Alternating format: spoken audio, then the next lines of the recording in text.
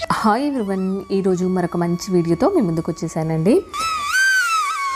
ఈరోజు వీడియోలో మరొక టెంపుల్కి వెళ్ళబోతున్నామండి. ఎక్కడికి వెళ్తున్నామా అనుకుంటున్నారా?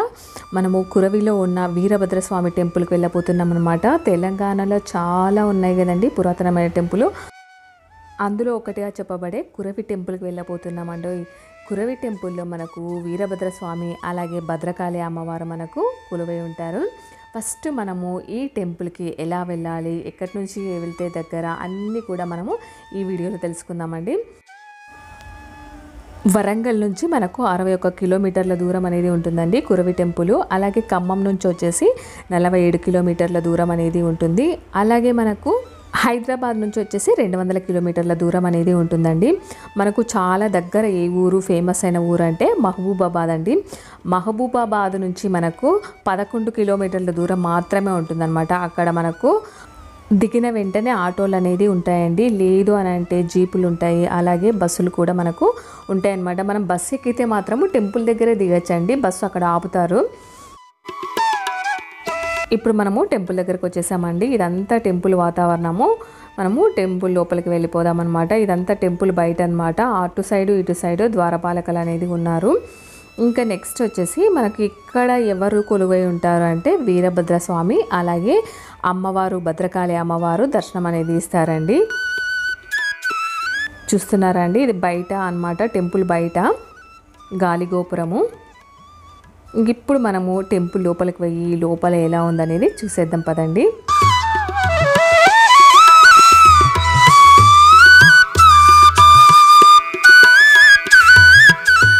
ఇంకా లోపలికి వచ్చేసామండి. టెంపుల్ అయితే చాలా పెద్దగా ఉంటుంది. మనకు 4 సైడ్లు మనకు ద్వారాలు అనేది ఉంటాయండి. తూర్పు, పడమర, ఉత్తరం అలా ద్వారాలు అనేది ఉన్నాయి. దీనికి కూడా టెంపుల్కి చాలా విశాలంగా ఉంటుంది. మనకు వీరభద్రస్వామి వచ్చేసి అంటే వీరభద్రస్వామి టెంపుల్ వచ్చేసి మధ్యలో ఉంటుందన్నమాట. చుట్టూ ఇలా మనకు ఓపెన్ ప్లేస్ అనేది చాలా ఉంటాయి. ఇదేనండి స్వామివారి టెంపుల్ అంటే వీరభద్రస్వామి టెంపుల్. ఇది మనకు ధ్వజస్తంభం అనమాట.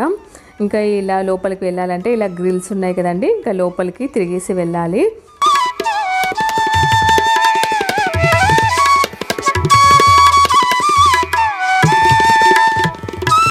మనకు లోపలికి వెళ్ళే దారిలో ఇలా నంది అనేది దర్శనమిస్తుందండి. నంది వెనకనే మనకు ధ్వజస్తంభం అనేది ఉండేది.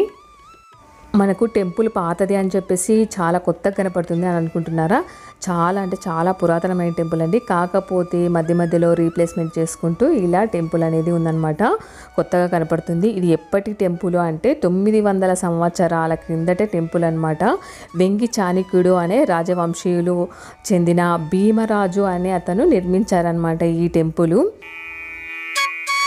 అతను నిర్మించిన తర్వాత పునర్నిర్మాణము కాకతీయ వంశీయులు అంటే బేతరాజు అనే అతను మళ్ళీ పునర్నిర్మాణం అనేది చేపట్టారండి. అంటే ఈ టెంపుల్ కాకతీయుల కాలం నుంచే మనకు ఉందని మనము తెలుసుకోవచ్చు కదండి. ఎంత పురాతనమైన టెంపుల్. అలాగే స్వామివారు మనకి ఇక్కడ 3 కన్నులతో 10 చేతులతో నోటికి ఇరువైపులా 2 కోరలతో స్వామివారి ఉగ్రరూపం మనకు దర్శనం అనేది ఇస్తుందండి. మనము పూజలు ఏమైనా చేయించుకోవాలంటే ఏ దానికి ఎంత ఖర్చు అవుతుందని ఇలా బోర్డు రూపంలో అరేంజ్ చేశారనమాట. అభిషేకానికి వచ్చేసి 200 అండి, అర్చనకు వచ్చేసి 50 అనమాట. అన్న పూజ, సత్యనారాయణ వ్రతము, పుట్టింటుకులు, అలాగే చెవులు గుట్టుట, ఇంకా చాలా అనేది పూజలు అనేది చేస్తారండి. అన్ని పూజలకు ఎంత ఖర్చు అవుతుంది అనేది ఇక్కడ బోర్డు అనేది అరేంజ్ చేశారు. అలాగే ఇక్కడ మనకు చిన్నపిల్లలకు ఫస్ట్ చెవులు కుట్టిస్తుంటాం కదండి, ఆ కార్యక్రమాలు కూడా ఇక్కడ నిర్వహిస్తారనమాట. ఇక్కడ ప్రత్యేకంగా ఎప్పుడు నిర్వహిస్తారు పూజలు అంటే మహాశివరాత్రి రోజు చాలా ఘనంగా నిర్వహిస్తారండి పూజలు.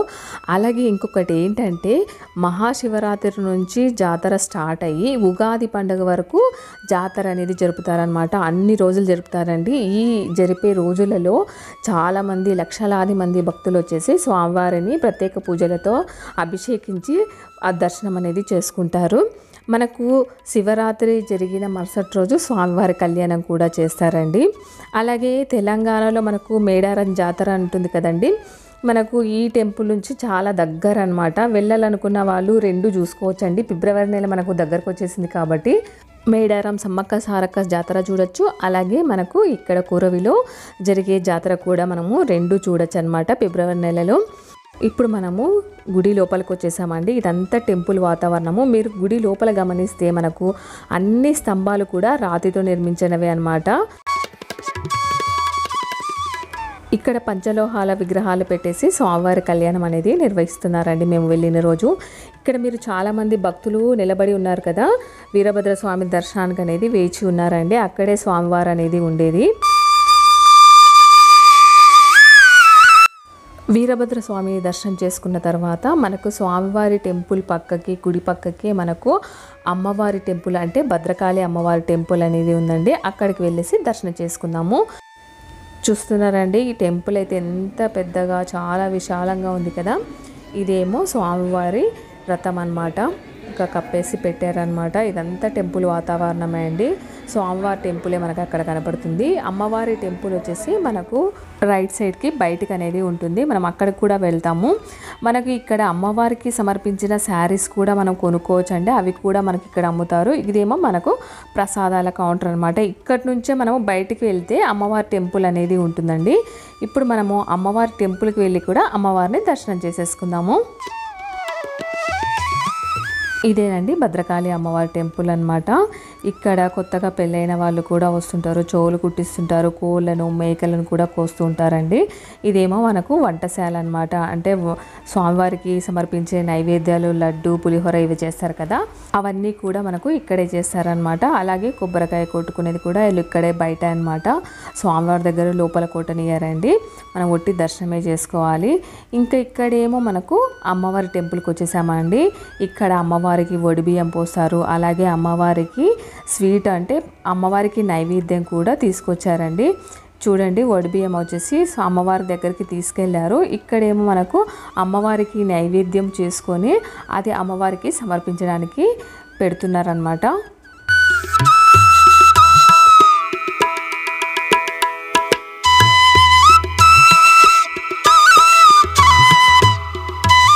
ఇంతకుముందు అమ్మవారికి వడిబియ్యం పోసినవి అమ్మవారి దగ్గరికి తీసుకెళ్ళేసి పెట్టారండి. ఇప్పుడు నైవేద్యం చేశారు కదా, నైవేద్యం కూడా ఒక ప్లేట్లో పెట్టేసి అమ్మవారికి ప్రసాదం అనేది పెడుతున్నారనమాట.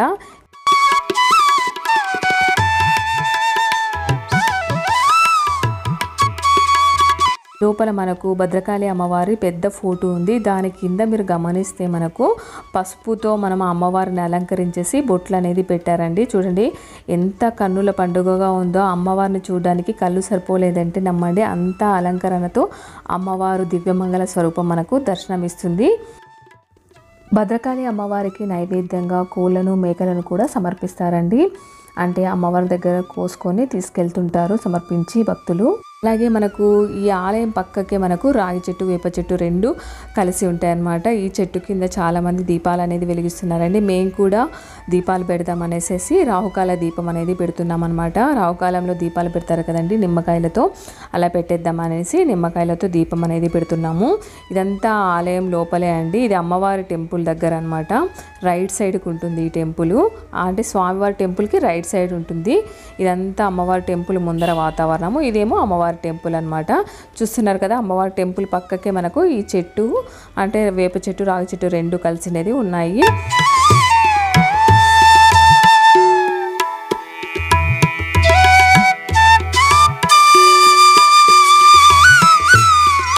అలాగే మేము అమ్మవారి టెంపుల్కి వచ్చాం కదా అని రాహుకాల దీపం అనేది పెట్టామండి.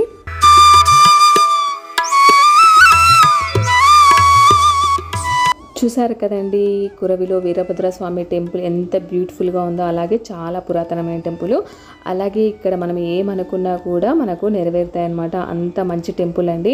ఖచ్చితంగా మీరు ఫిబ్రవరిలో మేడారం జాతరకు వచ్చిన వాళ్ళైతే ఖచ్చితంగా కురవి వీరభద్ర స్వామిని దర్శనం చేసుకోండి. ఎందుకంటే ఫిబ్రవరి నెలలోనే ఇక్కడ జాతర అనేది జరుగుతుందండి. చాలా బాగా జరుగుతుందన్నమాట. ఖచ్చితంగా మేడారం జాతరకు వచ్చిన వాళ్ళు స్వామివారిని కూడా దర్శనం చేసుకొని స్వామివారి అనుగ్రహం పొందాలని కోరుకుంటూ ఈ వీడియో ఇంతటితో ముగిస్తున్నాను. ఐ హోప్ అండి ఈ వీడియో అందరికీ చాలా బాగా యూజ్ అవుతుంది. ఇలాంటి మంచి మంచి వీడియోస్ కోసం మన ఛానల్ని సబ్స్క్రైబ్ చేసుకొని సపోర్ట్ చేయండి. ఎందుకంటే మన ఛానల్లో ఇలాంటి ఆధ్యాత్మిక సంబంధించిన అన్ని వీడియోస్ కూడా ఉన్నాయండి. అన్నీ చాలా బాగా యూజ్ అవుతాయి. అలాగే ఈ వీడియో చూసి ఎలా ఉందనేది కామెంట్ బాక్స్లో తెలియజేయండి. Thank you for watching.